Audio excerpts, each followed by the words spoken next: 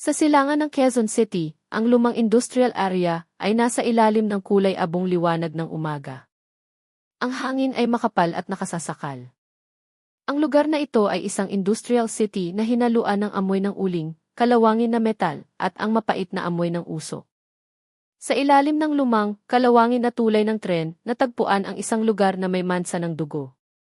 Sa ilalim ng tulay na iyon, natagpuan ang sunog na bangkay ng lokal na aktivista ng komunidad na si Chao Miko. Ang bangkay ay ganap na natatakpan ng abo at uling. Si Chao Miko ay isang matinding kalaban sa polusyon sa kapaligiran ng kumpanyang gintong alikabok, Golden Dust. Ang tunog ng kanyang sigaw ay naalis sa ilalim ng ingay ng pabrika. Ang lokal na opisyal ng pulisya ay sinusubukang gawin ang kasong ito bilang isang aksidente o pagpapakamatay. Ngunit ang lokasyon ng sunog na bangkay ay nagpakita ng isang malupit na krimen. Si Investigator Meng Hat ay isang dating investigador mula sa lungsod. Siya ay nasa edad 40 at nakasuot ng kulay abong mahabang jacket, trench coat. Ang kanyang mga mata ay pagod dahil sa pagtingin sa dilim. Hindi siya naniniwala sa sistema dahil sa pilitan siyang umalis sa buhay ng pulisya dahil sa kawalan ng katarungan. Yumuko si Meng Hat upang tingnan ang bangkay ni Chao Miko. Ang amoy ng uling ay matinding tumama sa kanyang ilong. Sa kanyang kamay, may hawak siyang isang sigarilyo.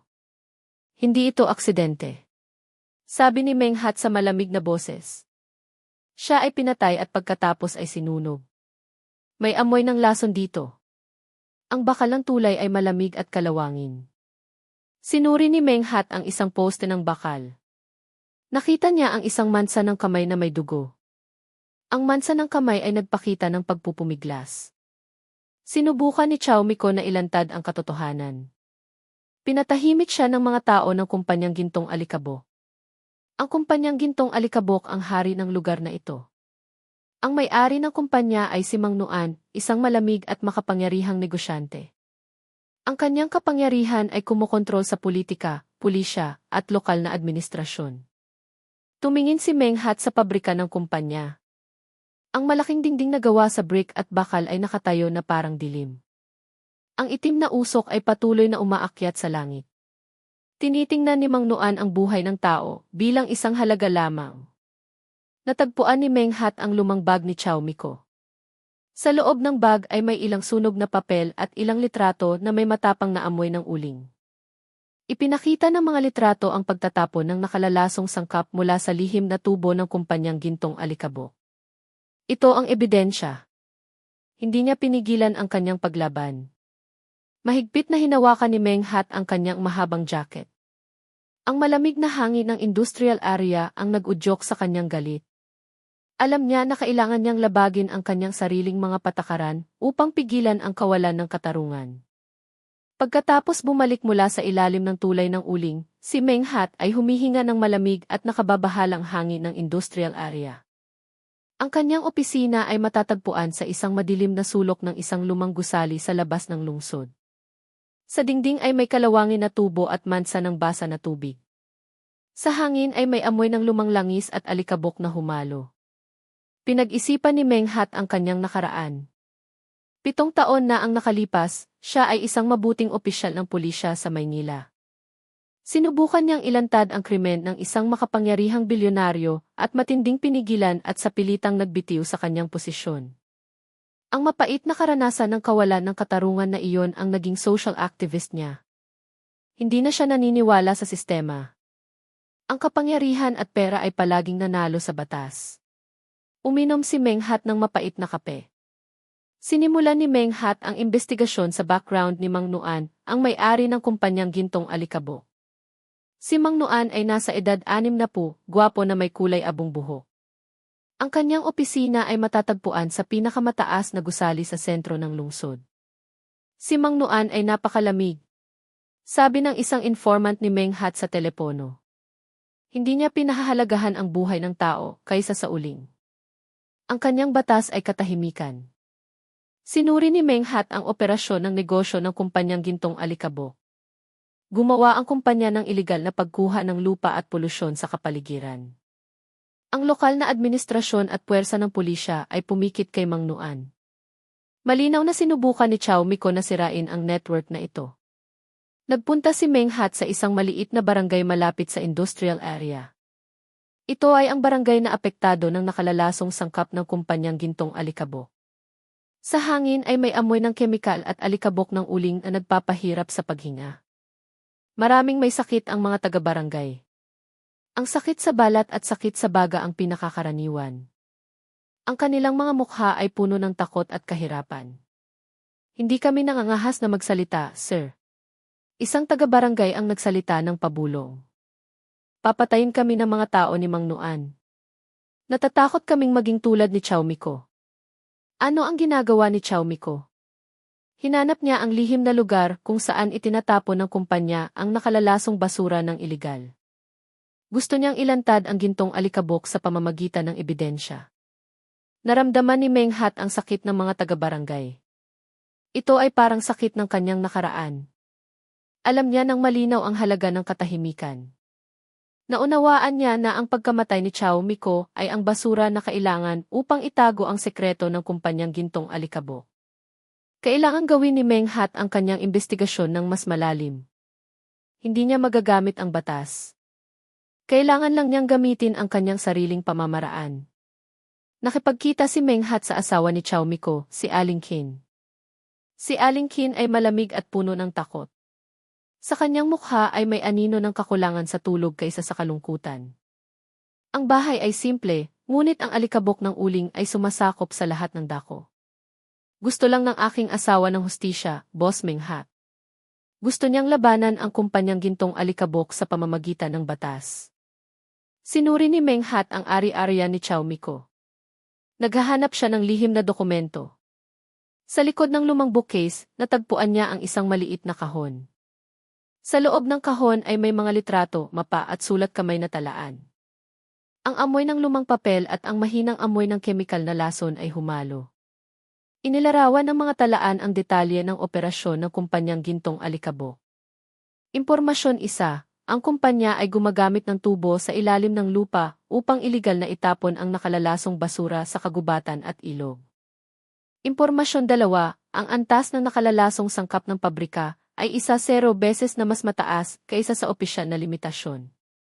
Impormasyon 3, si Mang Nuan ay nagbayad ng malaking halaga upang patigilin ang mga lokal na opisyal. Ang mga dokumento na ito ang ebidensya. Ngunit ito ay nag-udyok lamang sa pagpatay kay Chow Miko. Tiyak na hindi natagpuan ng mamamatay tao ang mga dokumento na ito. Kinuha ni Meng Hat ang mga dokumento at binalaan si Aling Kin. Kung alam ni Mang Nuan na alam mo ang sekreto ng iyong asawa, ang iyong buhay ay maaaring nasa panganib. Sa sandaling iyon, malakas ang tunog ng katok sa pinto. Mula sa bintana ng bahay, nakita niya ang isang itim na jeep. Ang jeep ay may security logo ng kumpanyang Gintong Alikabok. Darating na sila. Ang mukha ni Aling Kin ay maputla. Mabilis na itinulak ni Meng Hat si Aling Kin sa likod ng bahay. Hawak niya ang kanyang baril at nagtago sa madilim na sulok. Ang tunog ng pagbasag ng pinto ay malakas. Pumasok ang mga tao ni Mang Nuan sa bahay. Ang tunog ng kanilang mga yapak ay magaspang at nakababahala. Nasaan ang mga dokumento ni Chow Miko? Sumigaw ang isang thug. Binaril ni Meng Hat ng may malamig na pagkalkula. Ang tunog ng baril ay sumira sa nakababahalang kapaligiran. Agad na umalis ang mga tao ng kumpanyang Gintong Alikabok. Sila ay sugatan at puno ng takot. Nagpasya si Meng Hat na dalhin si Aling Kin sa isang ligtas na lugar. Ang dilim ng industrial area ay lalong nagiging malalim. Kailangan niyang harapin si Mang Nuan sa pamamagitan ng hustisya. Pagkatapos ligtas na itago ang mga dokumento, dumating si Meng Hat sa quarters ng mga manggagawa ng kumpanyang Gintong Alikabok. Gabi na. Sa hangin ay may amoy ng lason, usok at masamang amoy na humalo. Ang quarters ay itinayo ng lumang brick at nagpakita ng hirap ng tao. Naglakad si Meng Hat sa madilim na koridor ng quarters. Ang tunog ng kanyang sapatos ay umalinggaw sa malamig na semento. Naghahanap siya ng isang dating pangunahing manggagawa na makapagbibigay ng patotoo tungkol sa kaso ni Chow Miko. Nakatayo siya sa harap ng silid ng isang manggagawa na nagngangalang Chow Lai. Si Chow Lai ang taong nakakita ng pagtatapon ng nakalalasong sangkap sa pabrika ng Gintong Alikabok. Ang silid ni Chow Lai ay maliit at madilim. Si Chao Lai ay payat at ang kanyang mga mata ay may anino ng pagod at kakulangan sa tulog. Nang makita niya si Meng Hat, ang kanyang mukha ay nagbago sa takot. Sir, bakit ka narito? Kung makikita ka ng mga tao ng kumpanyang Gintong Alikabok, papatay nila ako. Ang boses ni Chao Lai ay nanginginig. Si Chao Miko ay namatay dahil kay Mang Nuan, Chao Lai. May pagkakataon ka upang ilantad ang katotohanan. Yumuko si Chao Lai. Nanginginig ang kanyang mga kamay. Alam ko. Nakita ko silang nagtatapon ng nakalalasong sangkap sa ilog. Ngunit, itinuro niya ang isang maliit na bag ng pera sa mesa.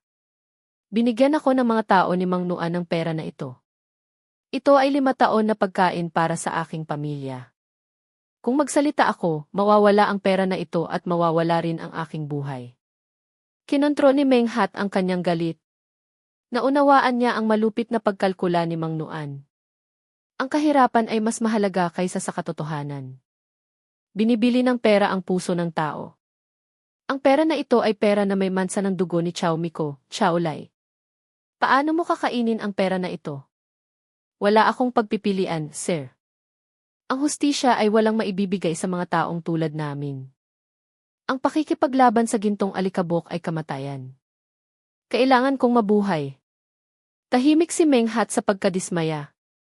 Nakita niya ang kawalan ng batas muli. Ang mga manggagawa ay walang armas na alipin ni Mang Nuan. Mabuti. Naiintindihan ko ang iyong katahimikan. Ngunit ang hustisya ay dapat lumabas balang araw. Umalis si Meng Hat sa silid. Sa madilim na koridor, ang amoy ng kahirapan ay lalong tumapang. Hindi siya makahanap ng opisyal na saksi. Kailangan niyang hanapin ang kanyang sariling ebidensya. Nagpasya siyang hanapin ang lihim na kamera na itinago ni Chao Miko. Sinuri ni Meng Hat ang impormasyon mula sa mga talaan ni Chao Miko. Hindi naniniwala si Chao Miko sa tahimik na komunidad.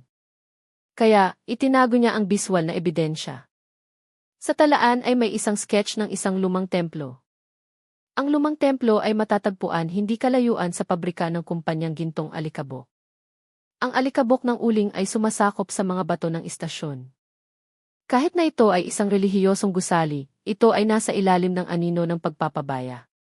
Sa hangin ay may masamang amoy at ang ingay ng pabrika ay humalo. Naglakad si Meng Hat patungo sa templo sa malalim na gabi. Sa ilalim ng malabong liwanag ng kabilugan ng buwan, ang antigong arkitektura ay nakatayo ng malungkot. Ginamit ni Meng Hat ang mapa ni Chao Miko upang hanapin ang ilalim na dingding ng istasyon. Dahan-dahan niyang inalis ang mga lumang brick. Sa loob, natagpuan niya ang isang maliit na kompartimento. Sa loob ng kompartimento ay may isang maliit na digital camera na binalutan ng goma. Ang kamera ay mahigpit na binalutan upang protektahan mula sa alikabok ng industrial area. Nagpunta si Meng Hat sa isang tahimik na lugar sa malapit at binuksan ang kamera. Ang kamera ay may video files na nagtala ng operasyon ng kumpanyang Gintong Alikabok sa loob ng maraming araw. Video 1. Ang tanawin ng nakalalasong likido ay itinapon sa ilog sa pamamagitan ng lihim na tubo sa malalim na gabi. Ang likido ay agad na ginawang itim ang tubig ng ilog. Video 2. Ang imahe ng Vice Presidente ni Mang Nuan, si Chao Kongmeng, ay lumitaw. Si Chao Kongmeng ay sinusubaybayan ang proseso ng pagtatapon ng mag-isa. Ang kanyang mukha ay malamig at walang kasalanan. Chao Kongmeng. Siya ang pangunahing sandata ni Mang Nuan. Nagpatuloy si Meng Hat sa panonood ng video files. Sa huling video, nakita niya ang tanawin ni Chao Miko na sa pilitang dinala sa ilalim ng tulay ng uling. Hawak ni Chao Kongmeng ang isang pistol. Ang pabulong na boses ay lumabas sa ilalim ng usok. Sinubukan mong ilantad ang aming sekreto. Kailangan mong mamatay dahil sa lason. Ang boses ni Chao Kongmeng ay malupit. Pagkatapos, ang tunog ng baril at ang tunog ng sunog ang nagtapos sa video. Ito ang biswal na ebidensya ng pagpatay. Mahigpit na hinawakan ni Meng Hat ang kamera. Ang ebidensya ay nasa kanyang kamay na ngayon. Ngunit si Chao Kongmeng ang baliw na aso ni Mang Nuan. Madali niyang masusundan si Meng Hat. Ang kapaligiran ng Industrial Nor ay puno ng panganib at determinasyon. Kailangang gawin ni Meng Hat ang huling labanan upang ilantad ang dilim ng kumpanyang Gintong Alikabok.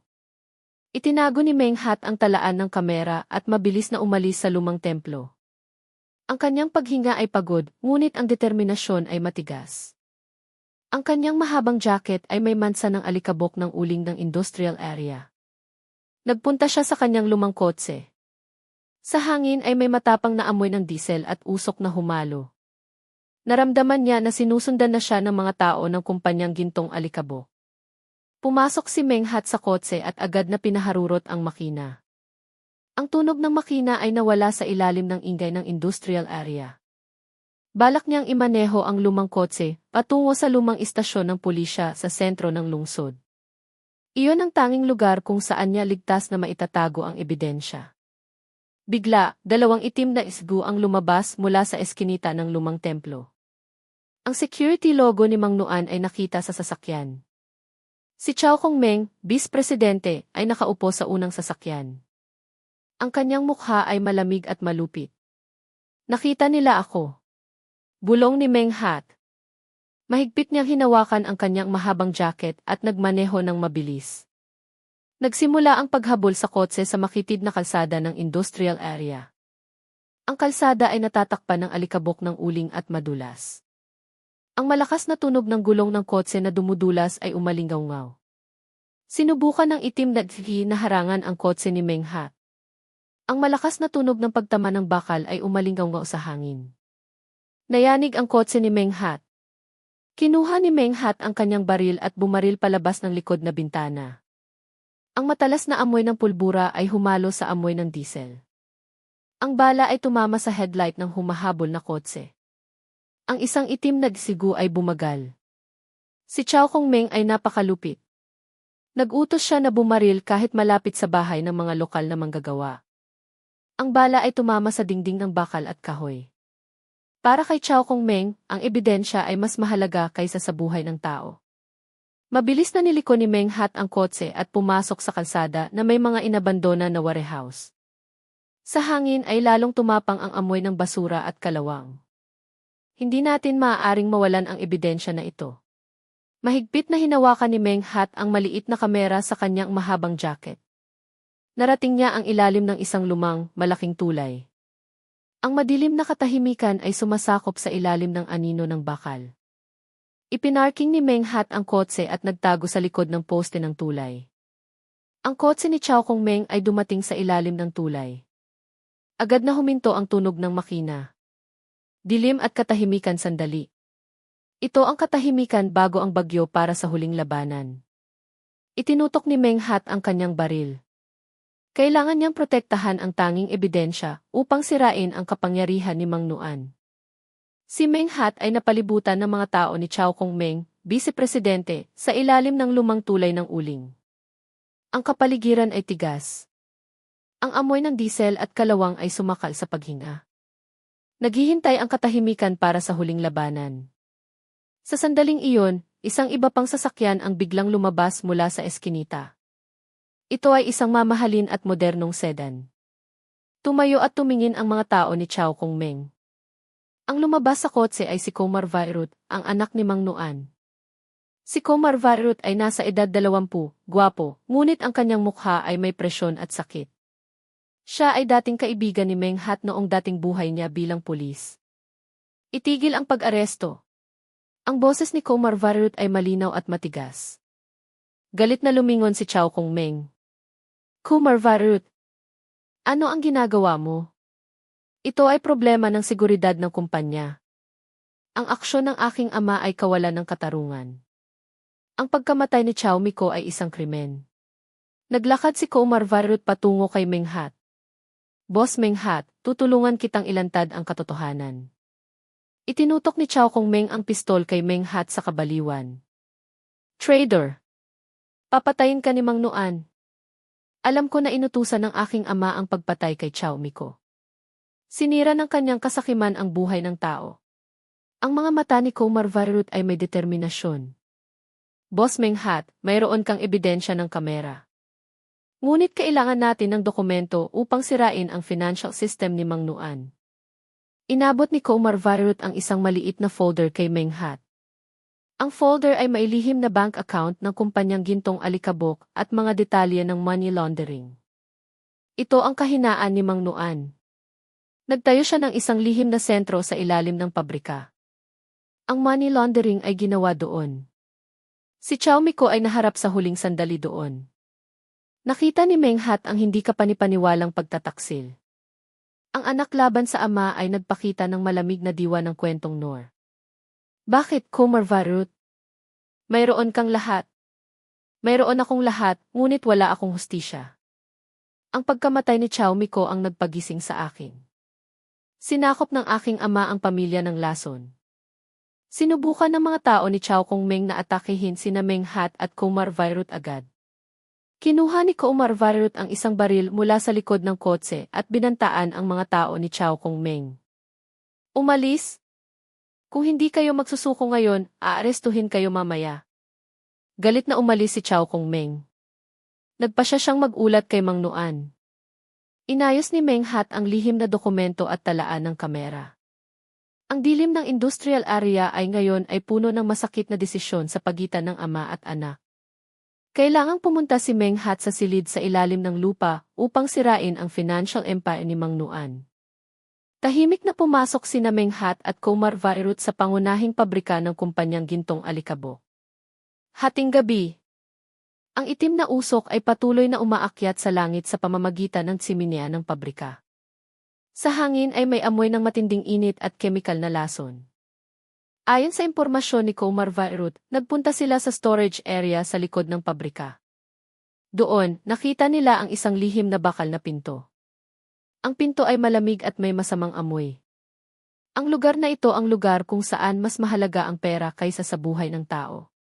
Bulong ni Kumar Varut nang may pagkadismaya. Ginamit ni Meng Hat ang kanyang kasangkapan upang buksan ang lihim na kandado.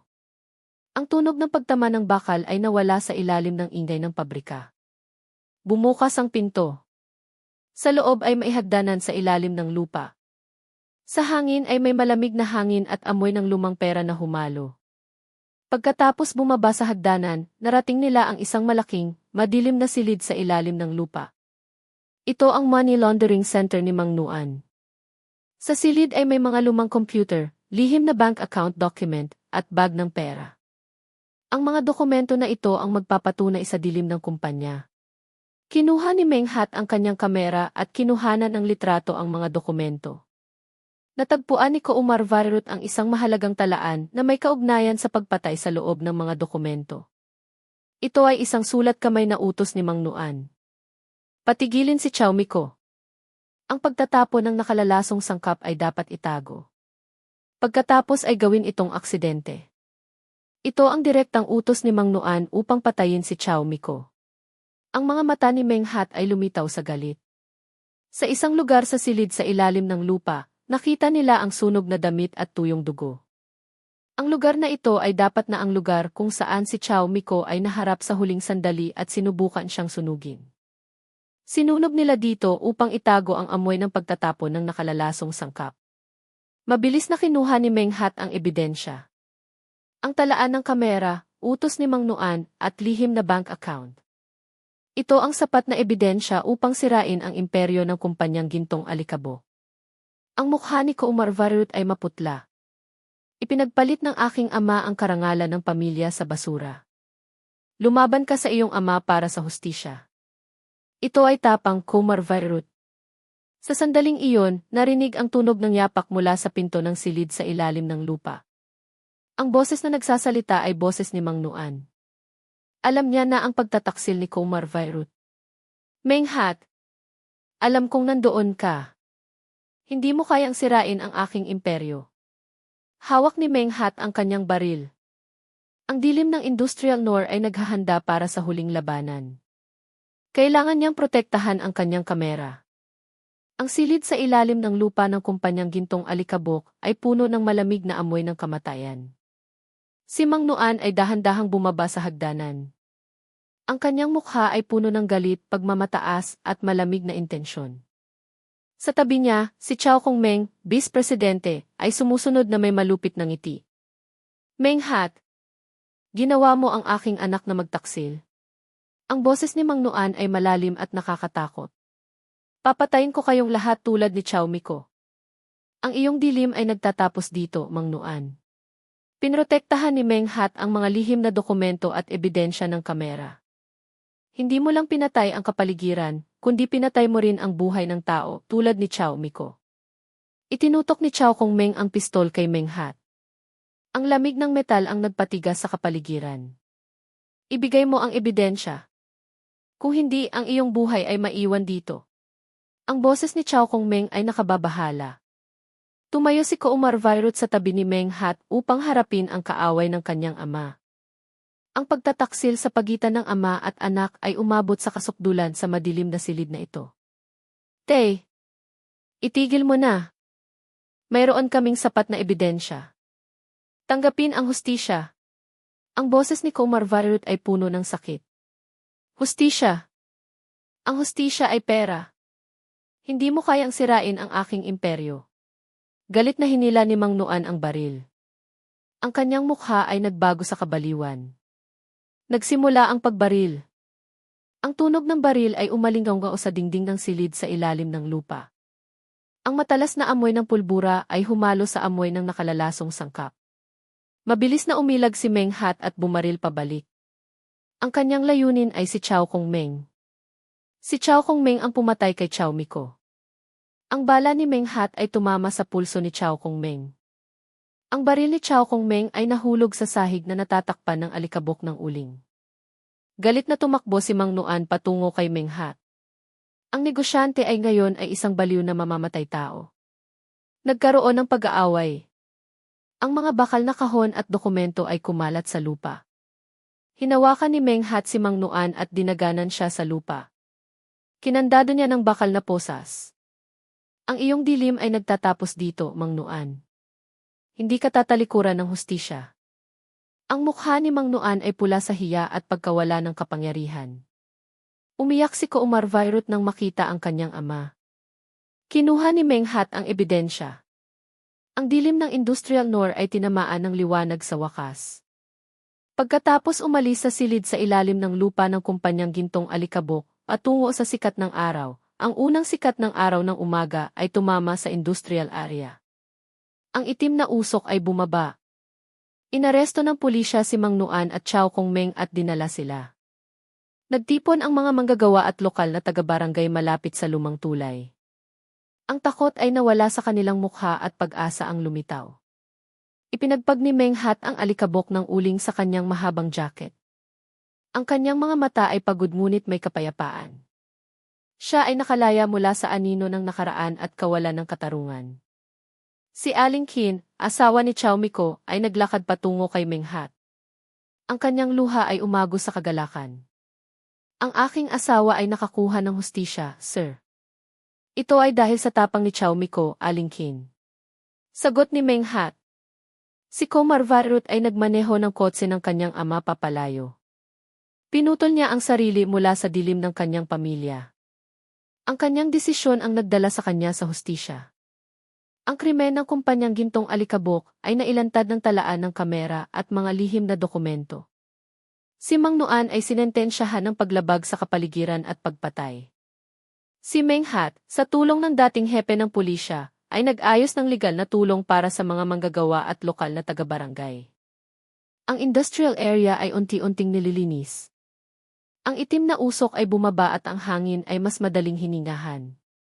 Si Meng Hat ay nagpatuloy sa kanyang buhay bilang isang investigador sa industrial area sa halip na bumalik sa lungsod. Nagsimula siyang mahilig sa dilim at malamig na hangin ng industrial area. Isang taon ang lumipas. Ang kumpanyang Gintong Alikabok ay malaking binago. Ang operasyon ng paglilinis ng kapaligiran ay nagsimula. Nagtayo si Koumar Virut ng Environmental Protection Department ng kumpanya. Ang opisina ni Meng Hat ay matatagpuan na ngayon sa pasukan ng industrial area. Ang kanyang opisina ay puno pa rin ng amoy ng alikabok ng uling at kalawang, ngunit mayroon ding amoy ng pananampalataya at hustisya. Gabi. Nakatayo si Meng Hat sa ilalim ng lumang tulay ng uling. Ang paglubog ng araw ay tumama sa bakal. Uminom siya ng mapait na kape. Kahit na ang dilim ng industrial noir ay patuloy na sumasakop sa kanya, pag-asa ang lumitaw sa kanyang mga mata. Ito ang kwento ng isang investigador na lumaban para sa dignidad ng tao sa mundo ng uling at lason. Ang kanyang tapang ang nagpabagsak sa dilim.